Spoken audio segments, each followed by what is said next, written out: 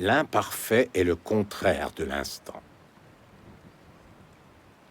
L'imparfait use et augmente le phénomène en l'engluant. De ce temps-là, il m'est resté des images et une pesante angoisse nauséeuse, plutôt qu'un récit précis.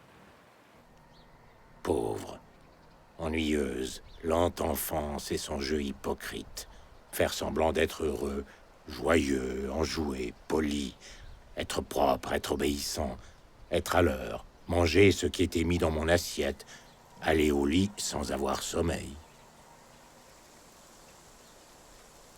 Je souffre de ne pas être adulte, d'être confiné par là même dans cet état d'infériorité qui me laisse presque continuellement insatisfait, mélancolique et furieux.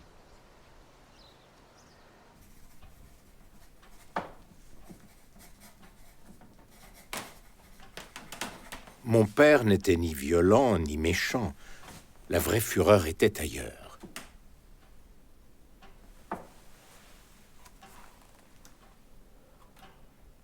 Sous son regard, j'aurais pu, comme le personnage d'un de mes romans, me dissoudre d'angoisse et d'effroi.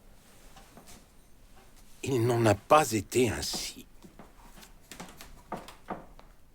J'avais parfois conscience d'utiliser l'exemple de sa fureur maladroite pour apprivoiser la mienne, la canaliser, l'organiser.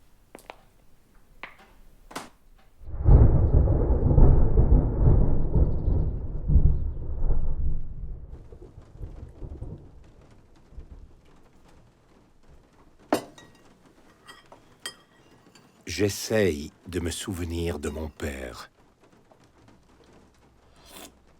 Devine-t-on à d'infimes tressaillements de la face, gestes interrompus, pudeur inquiète, le sort de celui qui va mettre fin à ses jours? Y a-t-il un regard au-delà de l'apparence qui est rassurante, normale, qui perce à mon insu le visage de mon père et déjà lit dans le gouffre qui l'attire?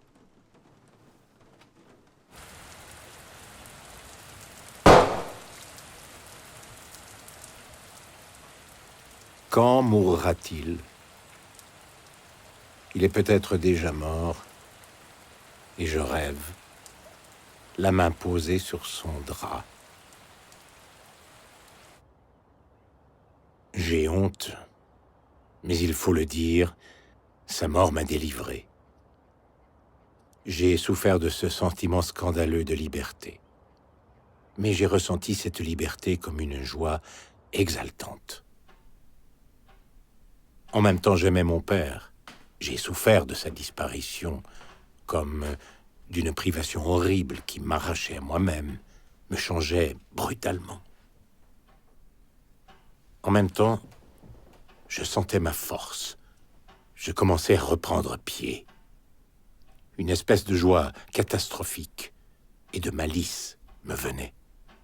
Je devinais que j'allais comprendre la mort de mon père comme l'assassinat et le sacrifice nécessaire qui me permettrait peut-être de vivre.